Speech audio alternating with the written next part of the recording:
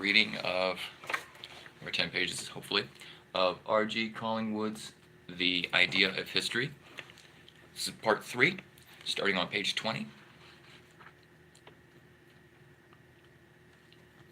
If you'd like to read along, that would be awesome. If you don't, it's fine. You can just listen. Starting in subsection 3, page 20. Anti-historical tendency of Greek thought.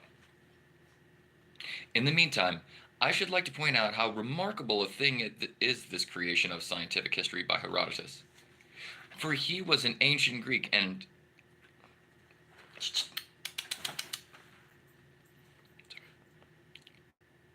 ancient Greek thought as a whole has a definite prevailing tendency not only uncongenially to the growth of historical thought, but actually based, one might say, on a rigorously anti-historical metaphysics.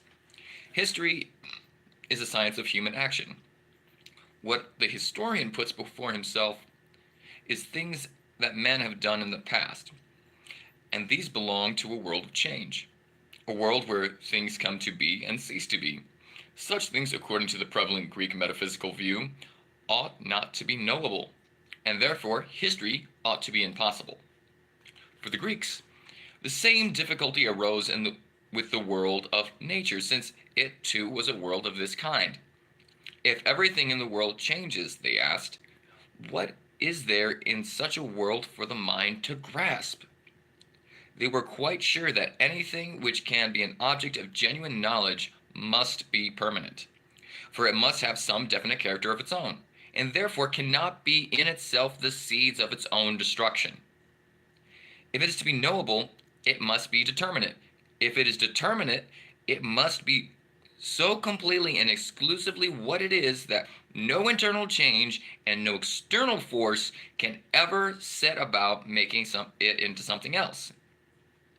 Greek thought achieved its first triumph when it discovered in the objects of mathematical knowledge something that satisfied these conditions. A straight bar of iron may be bent into a curve. A flat surface of water may be broken into waves, but the straight line and the plane surface, as the mathematician thinks of them, are eternal objects that cannot change their characteristics.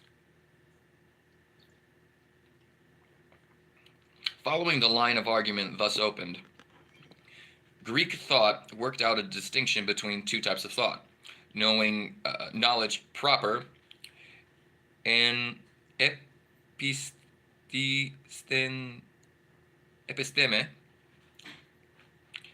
and what we translate by opinion. Is that Gosa? I don't know this one. It's been a while since I read Greek. Opinion is the empirical semi-knowledge we have of matter of fact, which are always changing. It is our fleeting acquaintance with the fleeting actualities of this world. It thus holds good for its own proper duration, for the here and now, and it is immediate, ungrounded in reasons, and incapable of demonstration. True knowledge, on the contrary, holds good not only here and now, but everywhere and always. It is based on demonstrative reasoning, and thus capable of meeting and overthrowing error by the weapon of dialectical criticisms. Thus, for the Greeks, process could be known only so far as it was perceived, and the knowledge of it could never be demonstrative. And an exaggerated statement of this view, as we get it in the Eleatics, would misuse the weapon of dialectic, which is really valid only against error in the sphere of knowledge strictly so called, to prove that change does not exist and that opinions we have about the changing are not really even opinions but sheer illusions. Plato rejects the doctrine and sees the world of change something not indeed intelligible but real to the extent of being perceptible, something intermediate between the nullity of which the Eleatics had identified it and the complete reality and intelligibility of the eternal. On such a theory, history ought to be impossible, for history must have these two characteristics. First, it must be about what is transitory. And secondly, it must be scientific or demonstrative.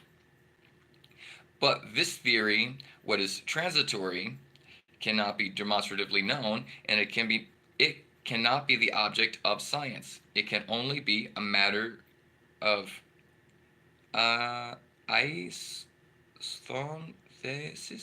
Isothesis? I don't know this Greek word. Perception, whereby human sensibility catches the fleeting moments as it flies.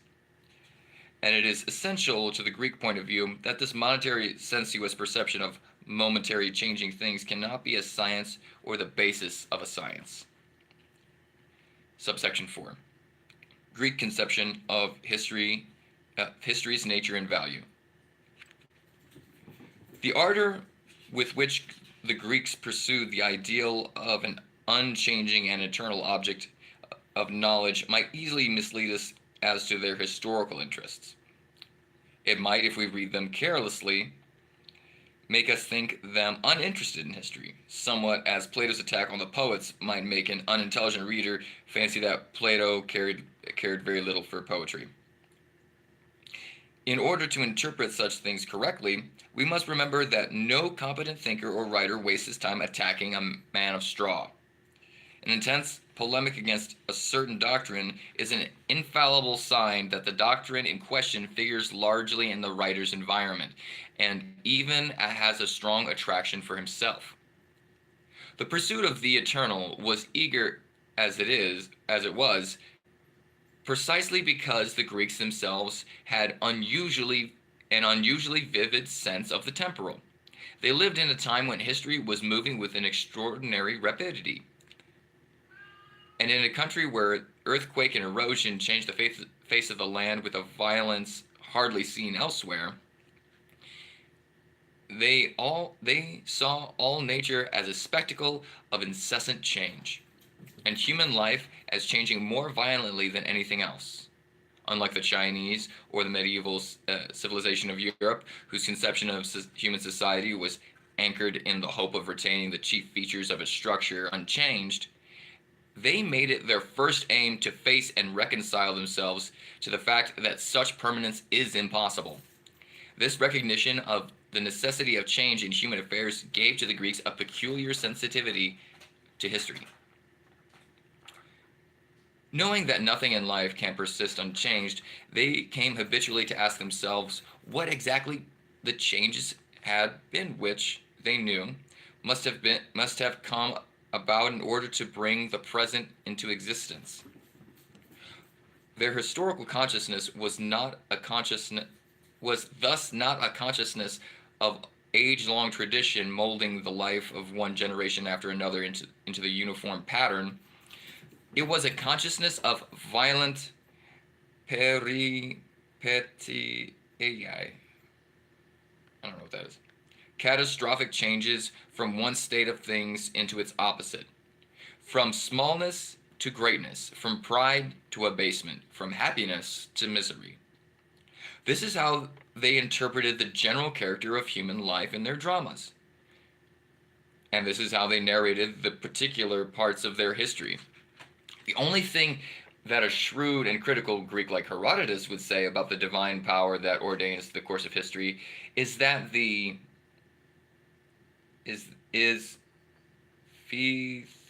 can't read that. It's in Greek. It's Greek to me.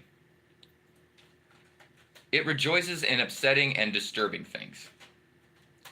He was only repeating, I-32, what every Greek knew, that the power of Zeus is manifest in a thunderbolt, that of Poseidon in an earthquake, that of Apollo in a pestilence, and that of Aphrodite in the passion that destroyed at once the pride of Phaedra and the chastity of Hippolytus.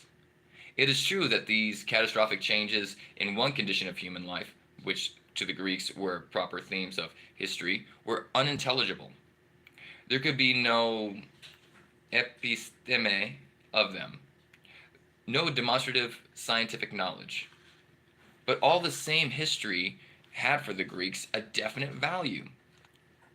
Plato himself laid it down that right opinion, which is the sort of pseudo knowledge that perception gives to us of what changes, was no less useful for the conduct of life than scientific knowledge, and the poets maintained their traditional place in Greek life as the teachers of sound principles by showing that in the general pattern of these changes, certain antecedents normally lead to a certain consequence. Notably, an excess in only one direction led to a violent change into its own opposite. Why this was so they could not tell.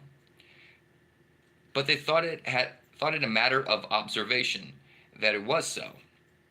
That people who became extremely rich or extremely powerful were thereby brought into special danger of being reduced into a condition of extreme poverty or weakness. There is here no theory of causation. The thought does not resemble that of 17th century inductive science with its metaphysical basis in the axiom of cause and effect. The riches of Croesus are not the causes of his downfall. They are merely a symptom. To the intelligent observer, that something is happening in the rhythm of his life, which is likely to lead to a downfall. Still less is the downfall a punishment for anything of that, in an intelligible moral sense, could be called a wrongdoing. When Amisus in Herodotus broke off his alliance with Polycrates, he did it simply on the grounds that Polycrates was too prosperous.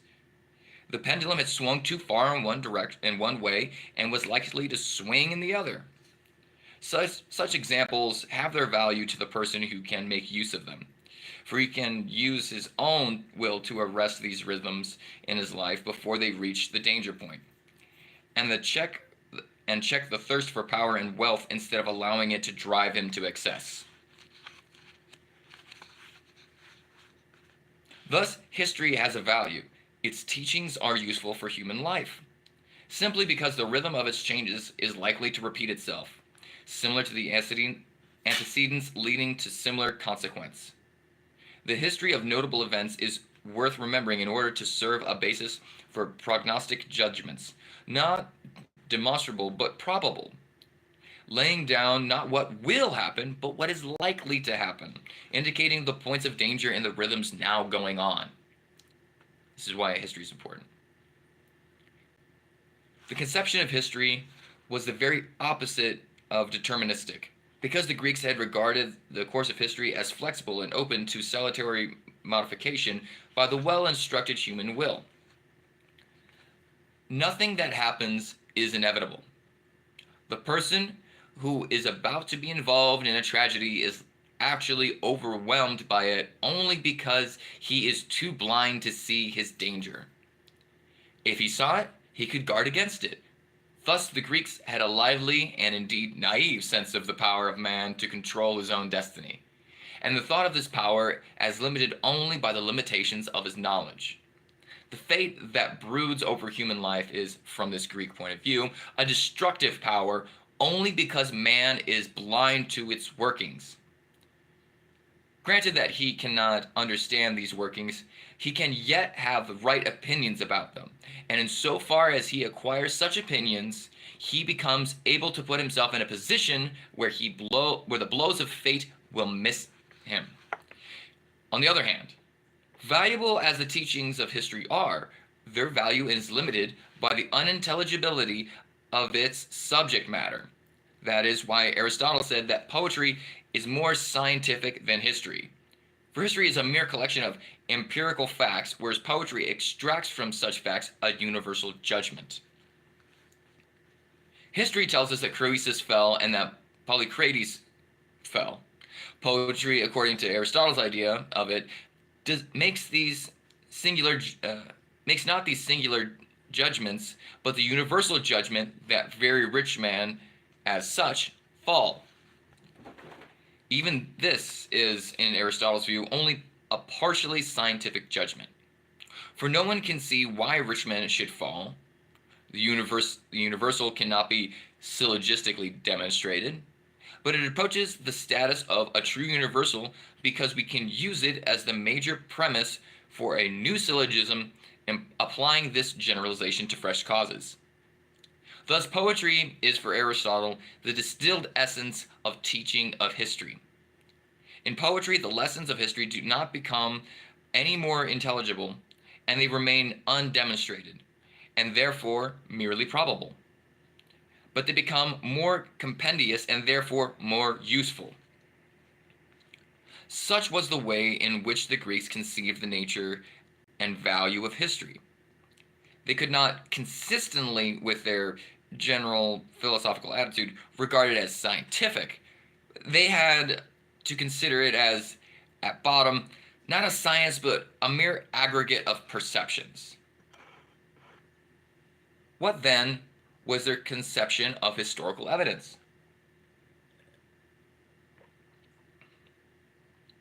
The answer is that, conformably with this view, they identified historical evidence with the reports of facts given by eyewitnesses of those facts. Evidence consists of these eyewitnesses' narratives, and historical methods consist of eliciting these. Subsection 5, Greek historical method and its limitations. Quite clearly, it was in this way that Herodotus conceived of evidence and method. This does not mean that he uncritically believed whatever eyewitnesses told him. On the contrary, he is in practice highly critical of their narratives. And here again, he is typically Greek. The Greek as a whole were skilled in the practice of the law courts. And a Greek would find no difficulty in applying to historical testimony the same kind of criticism which he was accustomed to direct upon witnesses in court. The work of Herodotus or Thucydides depends in the main on the testimony of eyewitnesses with whom the historian had personal contact. And his skill as a researcher consisted in the fact that he must have cross-questioned an eyewitness of the past events until he had called up in the informant's own mind an historical picture of those events far fuller and more coherent than any he could have volunteered for himself. The result of this process was to create in the informant's mind, and for the first time, a genuine knowledge of the past events which he had only perceived, but of which up till then he had loga only, not episteme. Or is that lodes? Dosa? I can't. Some of these Greek words are hard to figure out. This conception of the way in which a Greek historian collected his material makes it a very difficult thing from the way in which a modern historian may use printed memoirs. Instead of the easygoing belief that on the informant's part that his prima facie recollection was adequate to the facts, where he could grow up in his mind a chastened and criticized recollection which had stood the fire of such questions as, "Are you quite sure that you remembered it just like that? Have you not now contradicted what you were saying yesterday? How do you reconcile your account of the event with a very different account given by so-and-so?" This method of using the testimony of eyewitnesses is undoubtedly the method which underlies the extraordinary solidity and consistency of the narratives which Herodotus and Thucydides finally wrote about in 5th century Greece. No other method deserving the name scientific was available to the 5th century historians, but it had 3 limitations. First, it inevitably imposed on its users a shortness of historical perspective. The modern historian knows that if he has the capacity, he could become the interpreter of the whole past of mankind. But whatever Greek historian might have thought of Plato's description of the philosopher as a spectator of all time, they would have never ventured to claim that Plato's words as a description of themselves. Their method tied them on a tether whose length was the length of living memory. The only source they could criticize was an eyewitness with whom they could converse face to face. It is true that they relate events from a remoter past, but as soon as the Greeks' historical writings tries to go beyond its tether, it becomes far weaker and more precarious thing. For instance, we must not deceive ourselves into thinking that any scientific value attaches to what Herodotus tells us about the 6th century or what Thucydides tells us about the events before the Pentecotia. Pentecontetia. The 5 contexts. From our 20th century point of view, this book was written in 1940, released in the 60s, I believe.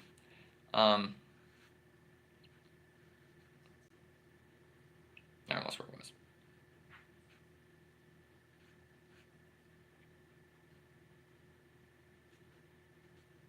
From our 20th century point of view, these early stories in Herodotus and Thucydides are very interesting, but they are merely logography and not scientific.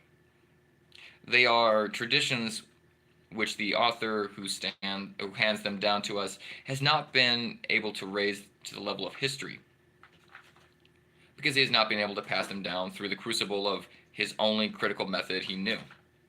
Therefore, this contrast in Herodotus and Thucydides between the unreliability of everything farther back than living memory and the critical precision of what comes within living memory is a mark not of the failure of 5th century historiography, but of its success. The point about Herodotus and Thucydides is not that the remote past for them is still outside the scope of scientific history, but that the recent past is within that scope. Scientific history has been invented. Its field is still narrow, but within that field it is secure. Moreover, this narrowness of field did not matter much to the Greeks, because the extreme rapidity with which their own civilization was developing and changing afforded plenty of first-class historical material within the confines set by their method, and for the same reason they could produce the first-rate historical work without developing in what, in fact, they never did develop.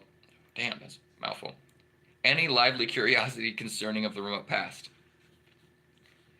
Secondly, the Greek historian's methods preclude him from choosing his subject. He cannot, like Gibbon, begin by wishing to write a great historical work and go on to ask himself what he shall write about. The only thing he can write about is the events which have happened within the living memory to the people with whom he can have personal contact. Instead of the historian choosing the subject chooses the historian. I mean that history is written only because memorable things have happened.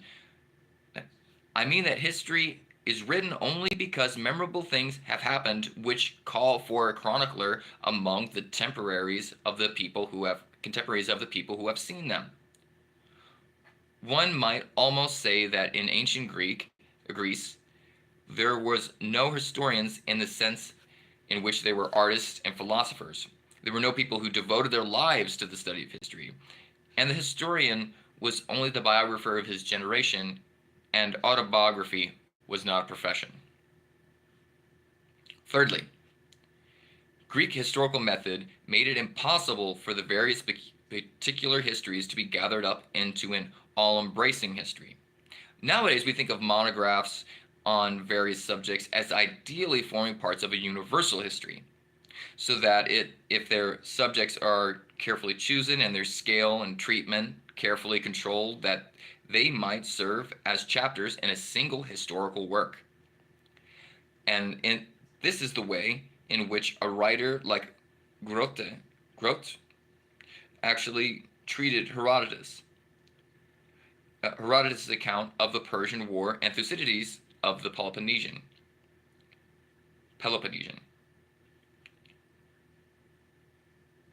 But if any given history is the autobiography of a generation, it cannot be rewritten when that generation has passed away, because the evidence on which it was based will have all perished. The work that a contemporary based on that evidence can thus never be improved upon or criticized. It can never be absorbed into a larger whole. because it is like a work of art, something having the uniqueness and individuality of a statue or a poem. Thucydides' work is a kteme, S-E-A?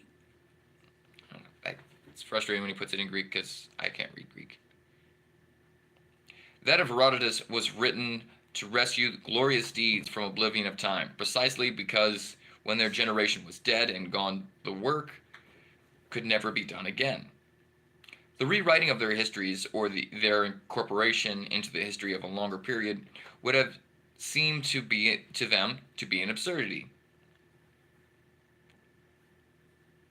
To the Greek historians, therefore, there could never be any such thing as a history of Greece. There could only be a history of a fairly extensive complex of events like the Persian War or the Peloponnesian War, but only on two conditions. First, this complex of events must be complete in itself. It must have a beginning, a middle, and an end, like the plot of an Aristotelian tragedy. Secondly, it must be en no pitos. I don't know what that word is. Like an Aristotelian city-state. As Aristotle thought that no community of civilized men under a single government could exceed in size the number of citizens could be. It's hard to read. Aristotle thought that no community of civilized men under a single government could exceed in size the number of citizens that could be within earshot of a single herald. The dimensions of the political organism being thus limited by purely physical fact. So the Greek theory of history implies that no historical narratives could exceed in length of years of a man's lifetime, within which alone the critical methods at its disposal could be applied. Sorry, the chat thing's kind of covered up, so I can't see anything that's going on. I see people comment now. Subsection 6, Herodotus and Thucydides.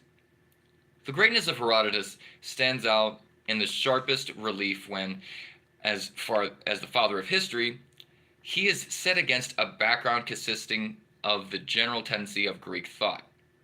The most dominant of these was anti-historical, as I have argued, because it involved the position that only what is unchanging can be known. Therefore, history is a forlorn hope. An attempt to know what, being transitory, is unknowable. But we have already seen that by skillful questioning, Herodotus was able to elicit episteme from his informants loge, and thus to attain knowledge in a field where Greeks had thought it impossible. His success must remind us of one of his contemporaries, a man who was not afraid, either in war or philosophy, to embark on forlorn hopes. Socrates brought philosophy down from heaven by insisting that he himself knew nothing, and that inventing a technique whereby, through skillful questioning and knowledge could be generated in the minds of others as ignorant as himself. Knowledge of what? Knowledge of human affairs, in particular of moral ideas that the human guide human conduct. The parallel between the work of the two men is so striking that I put Herodotus side by side with Socrates as one of the great innovating geniuses of the 5th century. But this achievement ran so strongly counter to the current of Greek thought that it did not long survive its creator. Socrates, after all, was in the direct line of the Greek intellectual tradition, and that is why his work was taken up and developed by Plato and many of his disciples. Not so Herodotus. Herodotus had no successors.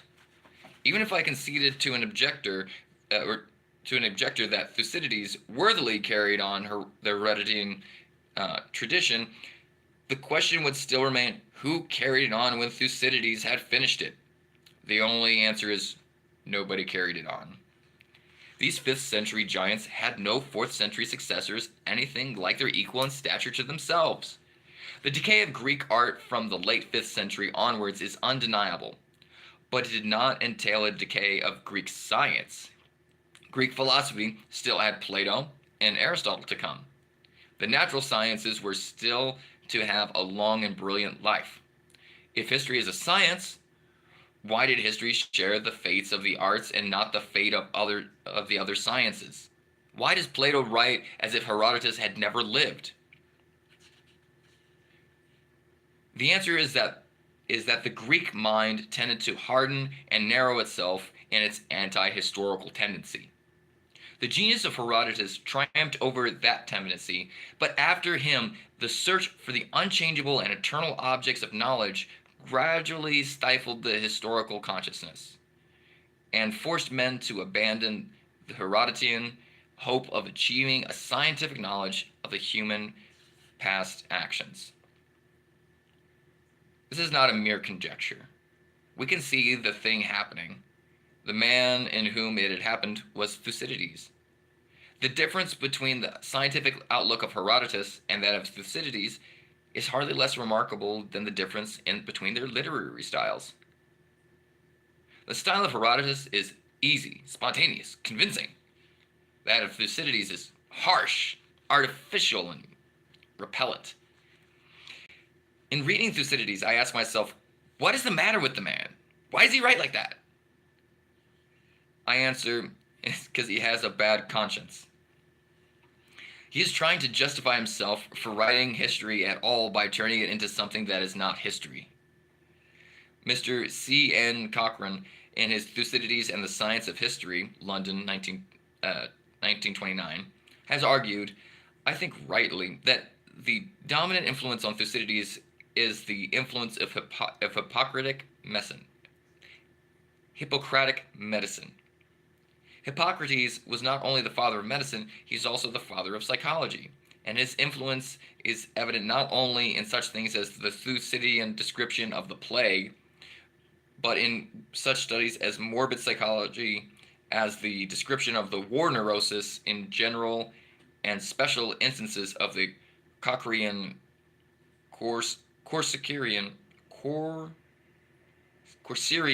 Revolution and the Melian Dialogue. Herodotus may have been the father of history, but Thucydides is the father of psychological history. Now, what is psychological history?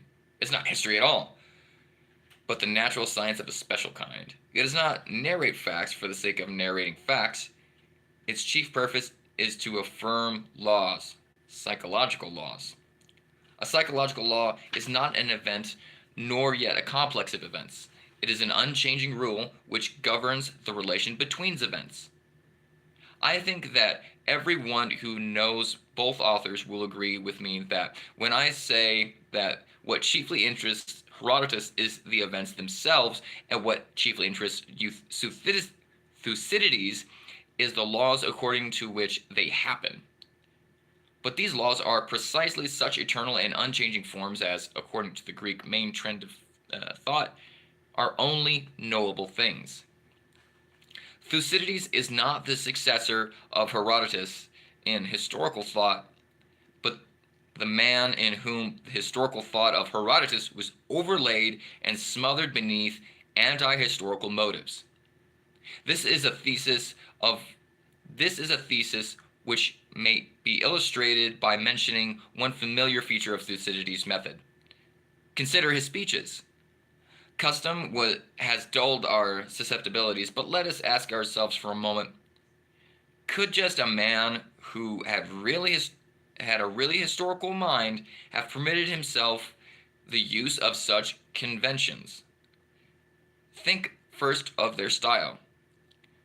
Is it not, historically speaking, an outrage to make all of these very different characters talk in one and the same fashion, and that a fashion in which no one can ever have spoken when addressing troops before a battle or when pleading for the lives of the conquered?